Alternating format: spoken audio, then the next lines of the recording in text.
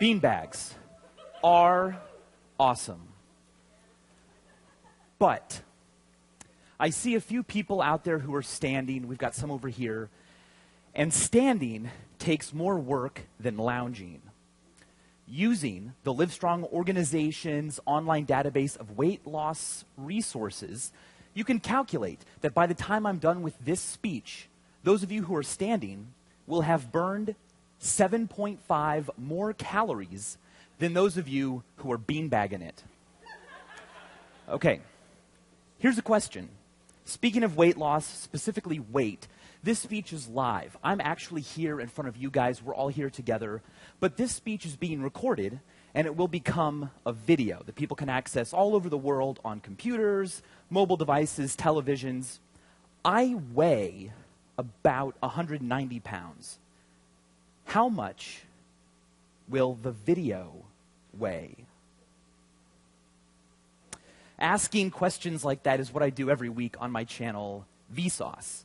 For the last 2 years, I have been asking really fun questions, mind-boggling questions, and approaching them as sincerely as I can, celebrating scientific concepts and scientists. And I research and write and produce and host and edit and upload and run the social media all by myself. But it's not lonely because Vsauce has more than 2 million subscribers, and every month my videos are seen by more than 20 million people. Yeah. It's very exciting. I've found that asking a strange question is a great way to get people in. Not just people, but fans. And fans are different than just viewers or an audience because fans want to come back. They subscribe to you on YouTube, and they want to watch everything you've made and everything you plan to make in the future. Because we are curious people, and sparking curiosity is great bait. It's a great way to catch a human. And once you've caught them, you have this captive audience that you can, with the goal in mind of answering the question, accidentally teach a lot of things to. So let's take a look at some of my videos. Here are 8 of them. But down here in the lower right corner, what color is a mirror? When people see that, it's very difficult not to click because you think, come on, are you serious? How could you possibly answer that question?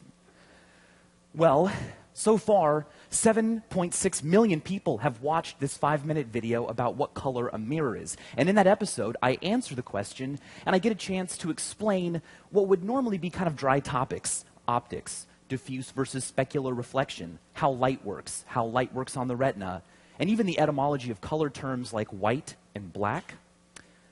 Okay, spoiler alert. Mirrors are not clear. They're not silvery like they're often illustrated. Mirrors, technically speaking, are just a tiny, tiny little bit green. You can demonstrate this by putting 2 mirrors next to each other facing so that they reflect back and forth forever. Look down that infinite reflection and it will get dimmer because some light is lost or absorbed every time. But it will also become greener because green light, that is light of a wavelength that we perceive as green, is best reflected by most mirrors. Okay, so how much does a video weigh? Well, when you stream a video onto your computer, that information is temporarily stored using electrons.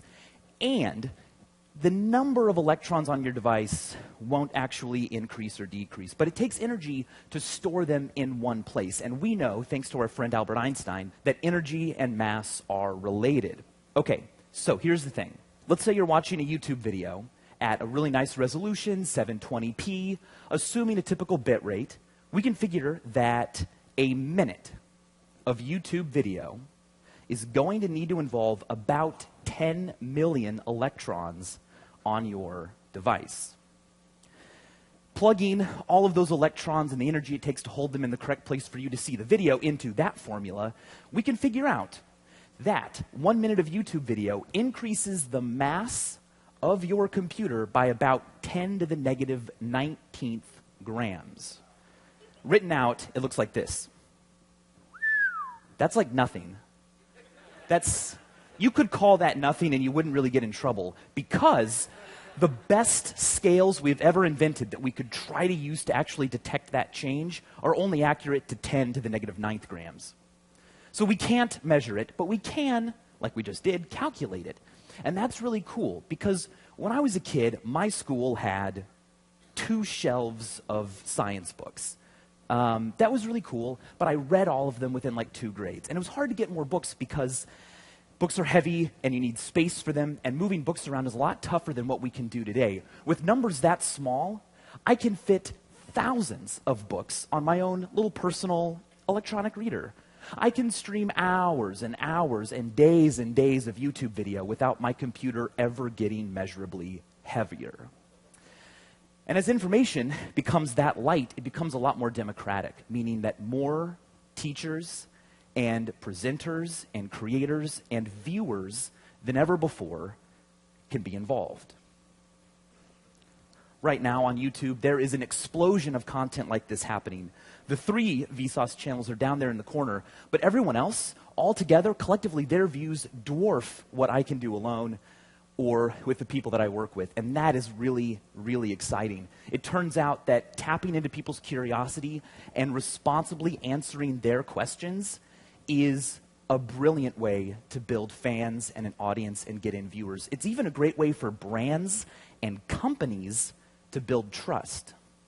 So, calculating the weight of a video is kind of a funny question, but I cannot wait to see what we ask and answer next. As always, thanks for watching.